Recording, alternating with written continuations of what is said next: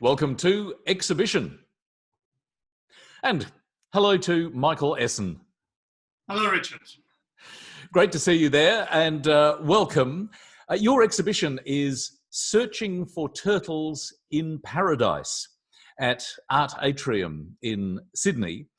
And before we have a look at the works in that exhibition and probably examine the title of the exhibition as well, let's give a little context, first of all, to the extraordinary international art career that you have experienced, from being at the Royal College of Art in London, through being a professor of drawing at the University of Lincoln in the United Kingdom, a visiting professor to several academies and universities in China, not to mention being the inaugural director of the International Drawing Research Institute at the University of New South Wales. And it's a very, very rich background of senior academic art. How important has that context been to your practice in general? Well, I think, I'm originally from Scotland, and I returned to Scotland regularly before COVID, of course. And my links with Scotland, and then subsequently in UK and England, studying there, and then doing some research at the Royal College of Surgeons in Edinburgh, and then later on teaching plastic surgeons workshops to help their surgical practice. And I've done that all over the world, from Russia to China to Turkey, all over. And each time I've gone and done some work like that, it's always fed back into the work. Somewhere along the line, an idea, a vision, an experience, a connection has fed in and remains over the years within my iconography. There would be very few artists in the world who have spent time working with, and indeed teaching, surgeons, and especially plastic surgeons. How did you begin to do that, and what was it that you were teaching them? Initially, I got invited to be an artist in residence at the Royal College of Surgeons in Edinburgh. And there I was just simply almost like a war artist. I was allowed into an area of experience, and I was given a studio, and I could do whatever I wanted to do. And therefore, what I did was I wasn't an illustrator, I was just responding to the medicals of world. And as a result of that, they asked me to start teaching them drawing, because some of the surgeons there thought that drawing might be assistance to them in their surgical practice. And when I came back to Australia after that stint in Edinburgh, I started teaching here, and subsequently I've done it all over the place. And I teach them approaches to looking and thinking about drawing that is intended not to make them artists, not to make them get ideals of proportion or anything, but to help them make better judgments, visual judgments about what they were doing. And they seem to believe that it's been of great assistance to them. It's also been, for many years, an area of very great interest of yours, the human form, and indeed the human anatomy. Yeah. When and why did that become such a powerful part of your visual practice? I think it's always been there, Richard. As I say, I'm Scottish after all, and therefore, that sort of notion of the memento mori was always there. Even as a child, I had fascination with the skull and skull imagery and the graveyard and the anatomy of the human figure, which was very important in Scottish history, the study of anatomy and the body snatchers and so on. So it just seemed to hit a nerve with me, pardon the pun, very early on.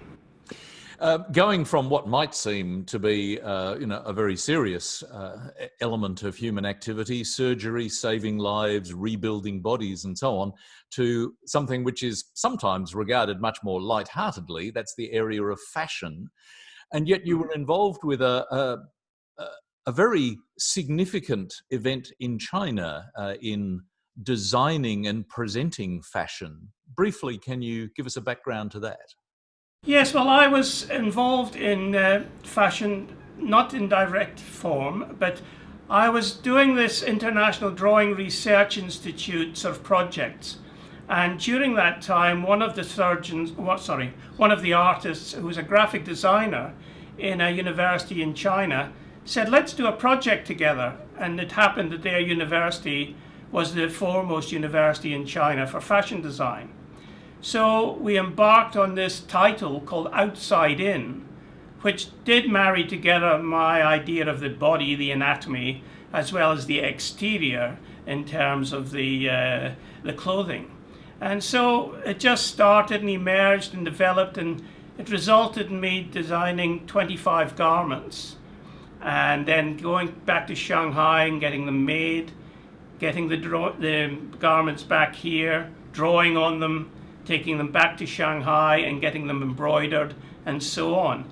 So subsequently we produced a fashion show that had about 2,000 people at the catwalk show, which was quite a buzz, and it just allowed me to sort of concentrate on drawing and the body and in fashion altogether. It was a wonderful experience. But you did even manage to include medical elements, because I seem to recall that one of those garments was covered in acupuncture needles. That's right, yes. Well, I tried to use quite a lot of medical reference, so some things about dissection, lots of different references, even things like rats, and to do with the plague and so on. I tried to cover, as well as trying to retain some of the cultural traditions of Chinese garments. Let's turn now to this specific exhibition, Searching for Turtles in Paradise, and we'll have a look at some of the works in just a moment, but the title, you're going to have to explain that a little for us. I was teaching in Pakistan, in Karachi, at the Indus Valley School of Art and Architecture, and on one occasion they invited me to go to see the turtles come up on the beach and lay their eggs. So a group of us went to this particular beach outside Karachi, and we unfortunately were about a week too late. And as it happened, at the end of the beach, the point and the furthest end of the beach was called Paradise Point. And I thought this was quite an interesting metaphor, in the sense that perhaps we're all searching for those elusive turtles somewhere along the line. And my turtles started to take on a slightly different connotation, because the way that a turtle shell is segmented. And I somehow in my mind thought, well, it reminded me of hand grenades and the way hand grenades were segmented. So my turtles don't appear in any of the drawings, but other than they are hand grenades in the drawings. And it seemed to me a very pertinent image, given the sort of violence and disruption that exists in that part of the world today. So let's go to the exhibition itself now, and some of the works in it. These are very powerful works with a lot of complex symbology. How, first of all, would you broadly characterize the themes that these works are addressing? I think one of the central issues that I deal with, and excuse my pronunciation, but it's a Chinese term called mei her chou. Sorry to all my Chinese friends, but it means ugly and beautiful. And so what I try and do is combine or juxtapose certain things that we perceive as ugly alongside making them beautiful, or alongside things that we perceive as beautiful. And that juxtaposition creates a sense of just being aware of other perceptions of things.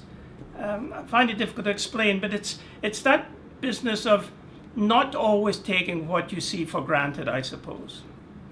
So in terms of finding that balance between the ugly and the beautiful, because there are many, as you say, elements in these works that perhaps might at first glance be identified as quite grotesque or quite confronting even.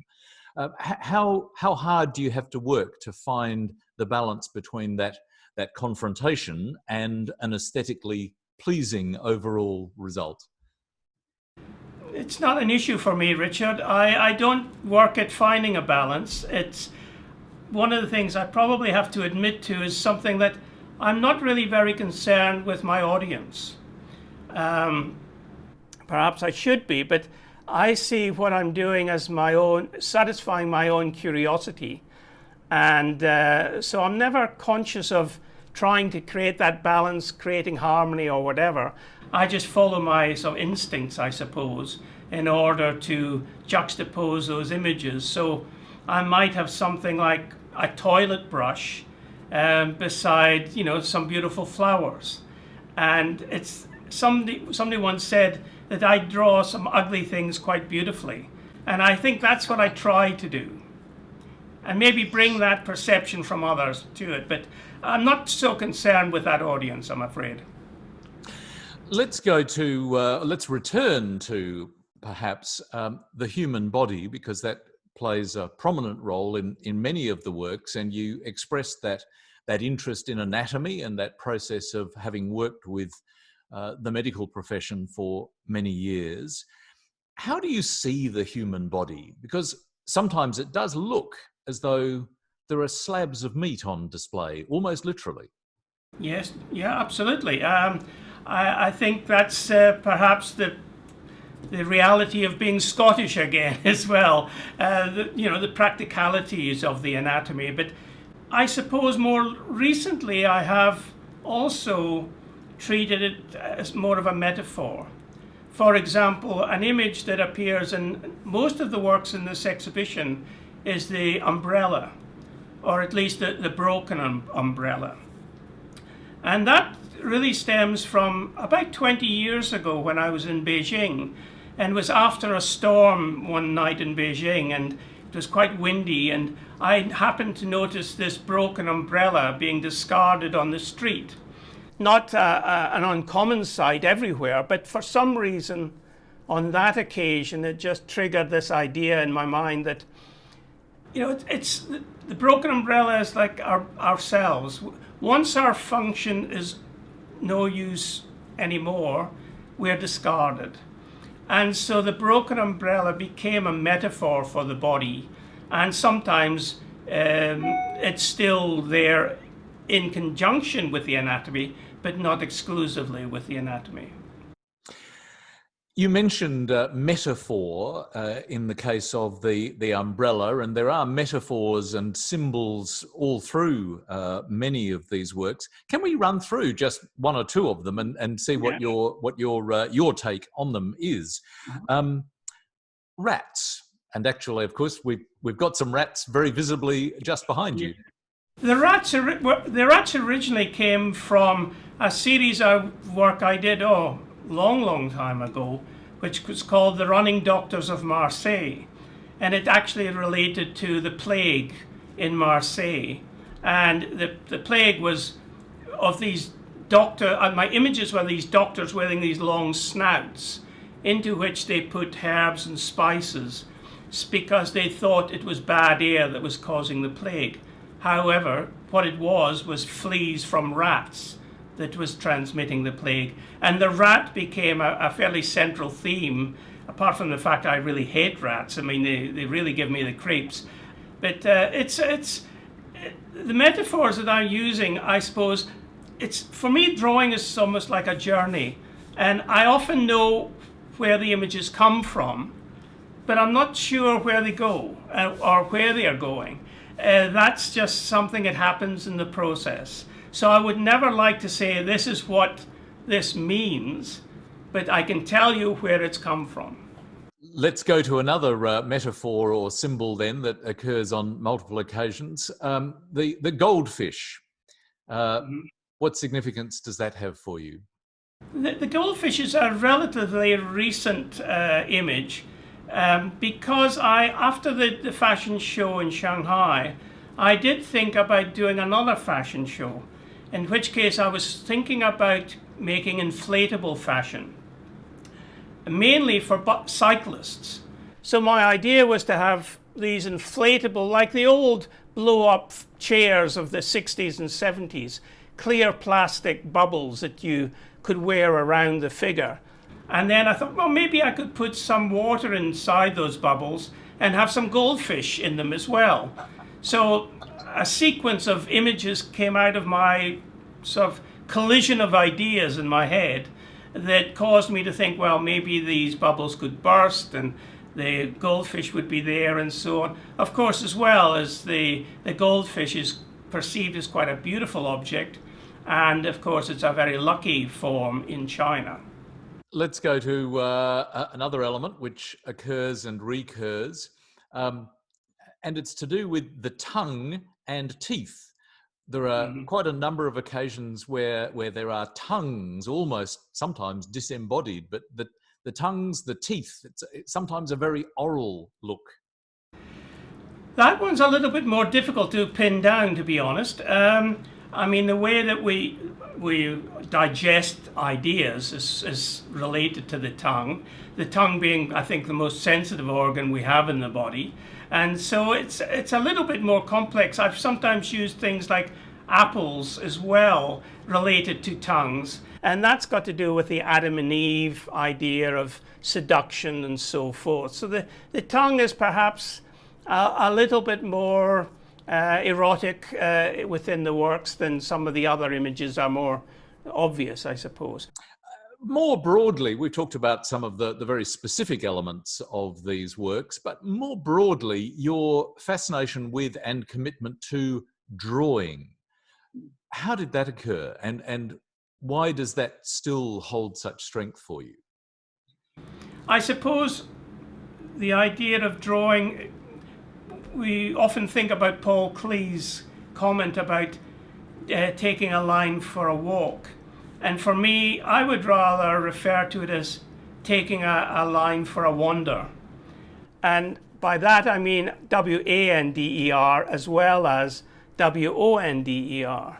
And drawing is that for me. It's a wonder in itself. It's a journey by itself. So that sort of analogy, I think, is better described for me as a wonder and a wonder. There are some elements of collage and construction in some of the works that you're presenting. How do you go about deciding literally on the physical form that you're going to produce a work in? There's a couple of elements added to the drawings, but quite simply the scratchboard or black cutout drawings are cutting out the image of the figure, and then within that figure adding these other elements, these other drawn elements. It might be butterflies, it might be umbrellas, it might be goldfish. So these juxtaposition of the three-dimensional flat cutouts and the drawings upon that is just an extension of the drawing process. I don't see them as any different. I don't see the collage as being a major issue in the drawings for me. It's all just drawing in a different form. It's almost, the scratchboard drawings are almost like etchings, the way that you can sort of draw into a surface. This is the first major solo exhibition for you in Australia for a while. How do you see future directions from this point? Is this an indication of an exhibiting focus? I'm interested in doing drawings which are usually connected with projects. And that's because in the last few years, most of the projects I've done have been overseas, either in Pakistan or in China particularly. And so I go there, I work on a project, and then I actually have an exhibition at the same time. It just seemed to be timely when Simon Chan of Art Atrium invited me to show that it was about time that I showed some of the work here in Australia, but I've got no real definite plans as to how that's going to progress in the future. It may result in one next year, it may not. Well, we're glad that your plans have included this conversation today. So, Michael Esson, thanks very much for sharing your exhibition with us. Thank you very much, Richard. Bye-bye.